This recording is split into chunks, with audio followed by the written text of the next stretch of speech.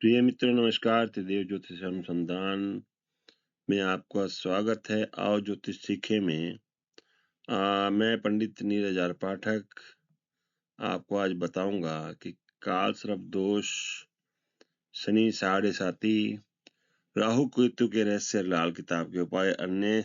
चलिए आगे शुरू करते हैं। विषय है काल सर्प दोष सच है या झूठ है, पितृदोष, शनि साढ़े साती क्या है, राहु केतु के रहस्य क्या और लाल किताब उपाय श्लोक सहित है। तो ज्योतिष में कुछ ऐसे शब्द हैं जो सुनते ही लोगों की धड़कनें बढ़ जाती हैं। ज्योतिषाचार्य कहते हैं कि काल सर्प दोष है, पितृदोष है, साढ़े साती है, राहु केतु की दृष्टि है। और सबसे बड़ा सवाल ये है कि क्या ये सच में दोष है या फिर लोगों को डराने का तरीका। ज्योतिष है जो बिगिनर्स के लिए जो आज मैं पार्ट 4 लेके आया हूं, हम इन्हीं रहस्यों के शास्त्रीय सत्य समझेंगे और साथ में कुछ उपाय भी बताएंगे जो कि व्यवहारिक और असरदार है। चलिए, तो काल सर्प दोष सच या झूठ, ये प्रश्न उठता है बार बार। पहली सच्चाई कि काल सर्प दोष का नाम तो बहुत चलता है, लेकिन सवाल यह है कि यह दोष प्राचीन ज्योतिष ग्रंथों में स्पष्ट रूप से वर्णित है। ये प्रश्न के रूप में पूछा गया है। तो इसमें पाराशर, होरा, फल दीपिका, जातक परिजात जैसे मूल ग्रंथों में काल सर्प दोष नाम से कोई विस्तृत अध्याय नहीं मिलता। इसका मतलब यह नहीं कि राहु केतु का प्रभाव नहीं होता, परंतु काल सर्प दोष का अत्यधिक भय का कारण बनाना सही नहीं है। राहु शत्रु समानस्यात् केतुश्चापि भयप्रदः तयो शांत्या भवेत् सौख्यम नात्र कार्य विचारणा। भृगु संहिता में राहु और केतु यदि अशुभ भाव में हो, पाप ग्रह से पीड़ित हो, तो व्यक्ति के जीवन में मानसिक तनाव, स्ट्रेस, इल्यूजन, भ्रम, दुर्घटना या अचानक बाधाएं बढ़ सकती हैं। लेकिन ये काल सर्प नाम से जुड़ा नहीं, बल्कि राहु केतु दोष प्रभाव से जुड़ा है। अब काल सर्प दोष की प्रैक्टिकल पहचान क्या है। काल सर्प जैसी स्थिति तब मानी जाती है जब सारे ग्रह राहु और केतु के बीच आ जाएं और लगन कुंडली और चंद्र कुंडली भी और उसमें प्रभाव में हो। लेकिन तभी ये मजबूत होगा जब दशा भी राहु केतु की चले और शनि मंगल की पीड़ा हो रही हो। अब आपने पीछे जाना कि उसके लक्षण क्या है। और अब आते हैं पितृदोष। वो एक सूक्ष्म से परिचय था, डिटेल्ड वीडियो आगे बनाई जाएगी। पितृदोष कब बनता है, यह दोषों की बात चले तो पहले काल सर्प दोष लिया गया, उसकी व्याख्या क्या है। पितृदोष कब बनता है। पितृदोष एक बहुत संवेदनशील विषय है, क्योंकि यह केवल ज्योतिष नहीं बल्कि वंश, परंपरा और कर्म से जुड़ा है। जिस प्रकार से हम अपने अनुवांशिक जीन से लेकर हमारे अंदर आते हैं, पीछे जो हमारे पितरों से जुड़े, बड़ों से जुड़े हुए, वंश से जुड़े जो परंपरा चलती आती है, वो विज्ञान भी उसके लिए उसको प्रूव करता है। तो पितॄणाम तर्पणम कृत्वा सर्व पापै प्रमुच्यते आयु पुष्टिर्मनः शांति पुत्र लाभो धनागम। गरुड़ पुराण प्रेत खंड में श्राद्ध तर्पण प्रसंग में से लिया गया है कि पितरों का तर्पण और श्राद्ध करने से मानसिक शांति, संतान सुख, धन वृद्धि और जीवन में स्थिरता आती है। तो पितृदोष कैसे बनता है, कुंडली में कब माना जाता है, जब सूर्य प्रभावित होता है। सूर्य के साथ राहु हो, शनि हो, उस अस्त हो, तो सूर्य पर खास तौर से राहु का ग्रहण, सूर्य राहु की युति हो जाए तो ये पितृदोष बनता है। नवम भाव या नवम भाव के स्वामी पर पाप ग्रह का प्रभाव हो, राहु केतु का नवम भाव से संबंध और पंचम भाव स्वामी पर भारी पाप प्रभाव। लेकिन याद रखिए कि हर परेशानी को पितृदोष कह देना गलत है। और अब आते हैं शनि साढ़े साती क्या है, दंड है या वरदान है। लोग शनि का नाम सुनते डर जाते हैं, लेकिन शनि का असली काम है कर्म का न्याय देना। जो आपने कर्म किया वैसा ही फल मिलेगा। वो अच्छा और बुरा आप देखो कि कैसे क्या है, क्या कर्म किया है। शनि महाराज जी का काम है जज का न्याय का। तो शनैश्चर कर्म फलदाता सर्वेषां न्यायकारकः, शुभे शुभ फल प्रदाता पापे दंड प्रदायकः। उचित पारशर शास्त्र में लिखा गया है कि शनि न्यायाधीश है, जो जैसा कर्म करता है शनि वैसा ही फल देते हैं।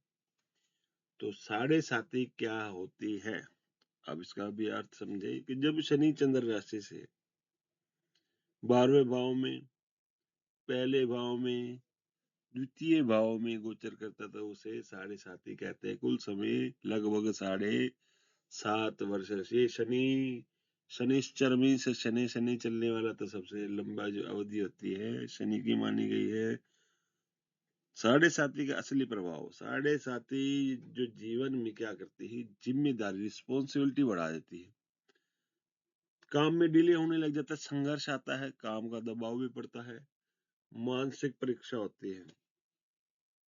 लेकिन यदि शनि शुभ हो तो सही समय, यही जो समय होता है ये राजा बना देता है, यानी रंक से राजा की ओर। अगर वही अशुभ समय हो तो राजा से रंक की ओर अग्रसर कर देता। अब आते हैं इसके साथ ही जो शैडो प्लेनेट है, जो छाया ग्रह है, राहु और केतु, ये क्या है, अचानक से बदलाव क्यों होते हैं। राहु और केतु जो है छाया ग्रह है, इनके काम है इल्यूजन यानी भ्रम देना, ट्रांसफॉर्मेशन यानी कि बदलाव, परिवर्तन। अब इसका श्लोक क्या है, राहुर विदेश कारकः केतुर मोक्ष प्रदायकः, राहु संसार विदिश्च केतुर्वैराग्य कारकः। तो ज्योतिष पराशर के संदर्भ में राहु केतु वाला फल जो दिया हुआ है। अब राहु व्यक्ति को देता क्या है, विदेश यात्रा, राजनीति, मीडिया, बड़े सपने, अचानक धन की ओर ले जाना।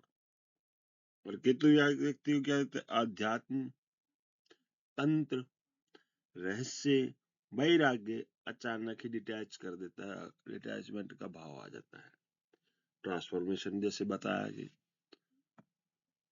अब इनका सबसे बड़ा नियम, राहु केतु जिस भाव में होते हैं उस भाव में व्यक्ति को अचानक लाभ या हानि, भ्रम या रहस्य, तीव्र परिवर्तन मिलता है। अब आते हैं कुछ उपाय, लाल किताब उपाय क्यों अलग माने जाते हैं, क्या कारण है। तो लाल किताब के उपाय इसलिए प्रसिद्ध है क्योंकि ये सरल होते हैं, ज्यादा कुछ नहीं है। पशु पक्षी पंछी इनके लिए नदी में बहाना कुछ चावल वगैरह, तो ये अलग अलग चीजें, तो बहुत सरल उपाय हैं, इसलिए लाल किताब के उपाय ज्यादातर ज्योतिषाचार्य बताते हैं। वैदिक से भी चाहे देखे, लेकिन कुंडली में उपाय ज्यादातर लाल किताब के ही बताए जाते हैं। सरल होते हैं इसलिए बताए जाते हैं, रोजमर्रा जीवन में संभव भी हैं, ज्यादा कुछ कठिन उपाय नहीं है। और साइकोलॉजिकल और स्पिरिचुअल यानी कि मनोवैज्ञानिक और आध्यात्मिक असर डालते हैं।